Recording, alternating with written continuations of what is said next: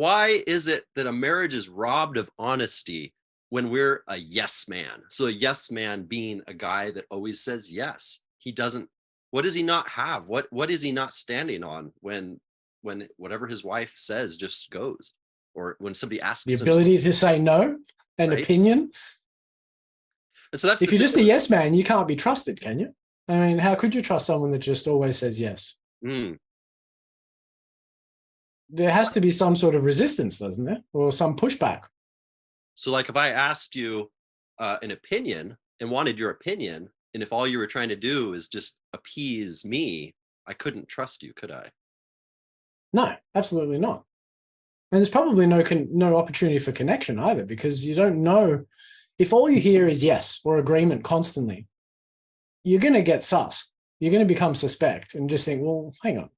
Does he really like Kung Fu movies that are about zombies? And like, how does this work? Like, yeah, I'd be very skeptical if someone was consistently agreeing with me.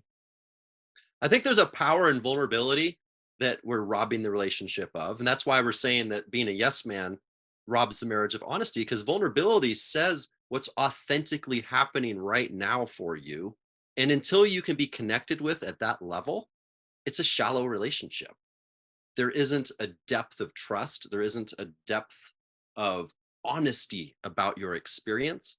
And I know, having been in the marriage situation where you're experiencing obligation sex, and even a wife who is faking orgasms, that's robbing the relationship of honesty, because how can it improve? How can you connect? How can you go somewhere together if one person is just faking it? And so saying yes can be a form of faking it for us guys. Oh, it's totally a form of faking. It's just an act. You're trying to become whatever the other person wants. And then if they're clever about it, they'll just throw in a curveball to see if you're lying. And then you'll be like, yeah, I like that. And then you're caught out. They know that you're lying. So you're better off having an opinion. Have your own thoughts and feelings and express them freely. There's no need to hold back. Holding back denies your ability to love and be the partner that the other person wants or doesn't want. You're actually denying them the opportunity to make a decision. Well, do they fucking want to be with you? If you don't say no to things or disagree when you genuinely disagree, they don't know who you are. Who are they in relationship with? Mm. Think of that pleasure too we get when we know our wife loves chocolate ice cream, right? It's her favorite. And we get her chocolate ice cream. And there's that sense of fun and excitement. And we enjoy meeting her at that level where she loves it. And we know she does. How can we're robbing her of that gift when we don't say no to some things?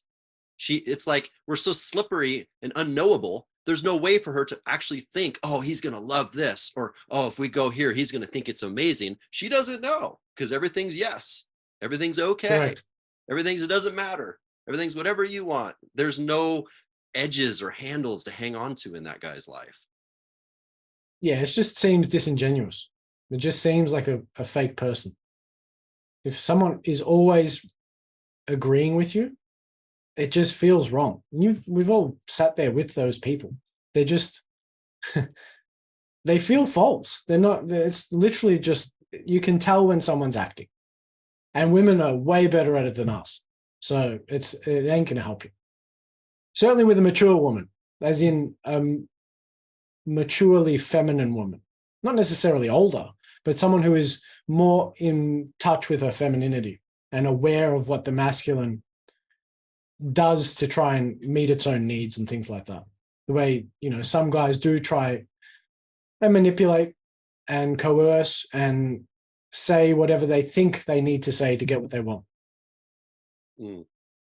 And as I'm thinking about it, being a yes man, not only is that robbing the relationship of honesty,